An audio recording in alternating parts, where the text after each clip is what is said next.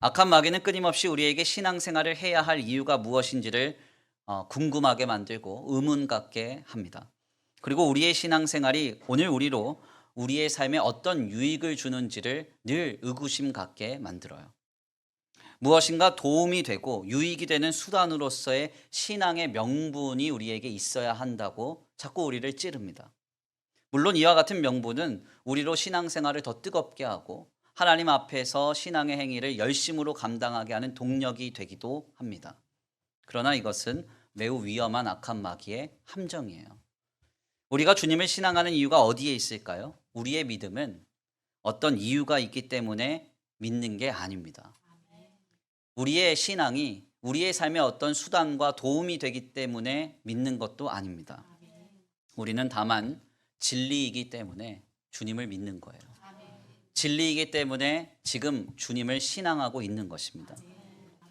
즉 우리에게 있어서 진리란 진리의 주체이신 하나님과 예수님께서 우리에게 말씀하시고 약속하신 그것이 진리라고 할 수 있어요. 그래서 우리는 하나님께서 예수님을 통하여 우리를 구원하셨다는 사실을 믿습니다. 그것을 진리로 받아들이는 것이죠. 이는 어떤 과학적인 이해나 충분한 설명과 설득으로 우리에게 전해지는 게 아닙니다. 그렇죠? 여기 서 있는 김두열 목사가 하나님께 구원받았습니다. 요 앞에 있는 이민규 형제가 그거를 평생을 걸쳐서 과학적으로 증명해 내세요. 예, 머리털 다 빠져도 안 됩니다. 과학적으로 증명되는 이야기가 아니에요. 우리의 구원을 실제적으로 설명하고 검증할 수 있을까요? 그럴 수 없습니다. 이것은 하나님이 우리에게 일방적으로 선포하시고 약속하셨고 우리 가운데 이미 나타난 일로서 확인되는 것이죠. 그러니까 진리는 일방적인 선언이고 완료적 선포입니다. 진리는 그래서 누가 뭐래도 진리예요. 하나님이 나를 구원하셨다고 하면 그것은 누구도 빼앗아갈 수 없는 진리가 되는 거예요.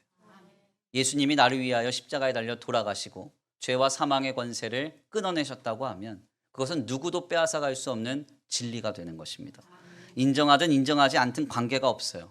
진리의 주체이신 하나님께서 예수 그리스도를 통해 내가 너를 구원하였다 하였으니 우리는 다른 생각을 품을 필요가 없는 것입니다. 다만 주님께서 말씀하신 그 진리를 믿고 바라면서 품고 살아가면 되는 것이죠. 바로 이 진리의 정점에 무엇이 있느냐? 부활이 있습니다. 진리의 주체이신 하나님께서 예수 그리스도를 통해 나를 구원하셨다고 말씀하셨습니다. 이것이 우리는 진리라고 믿습니다. 이 진리가 어디에서 완성되고 귀결됩니까? 주님이 말씀하신 진리는 그리스도의 부활과 우리의 부활로 완성되고 그 모든 진리는 귀결됩니다. 그래서 부활은 진리의 정점인 거예요. 그리스도께서 부활하셨다는 것은 어떤 의미일까요? 그리고 왜 이 부활이 진리의 정점일까요? 그리스도께서 부활하셨다는 그 놀라운 역사는 한 가지 사건을 전제하죠. 예수께서 우리를 위하여 죽으셨다는 것입니다. 왜 죽으셨어요?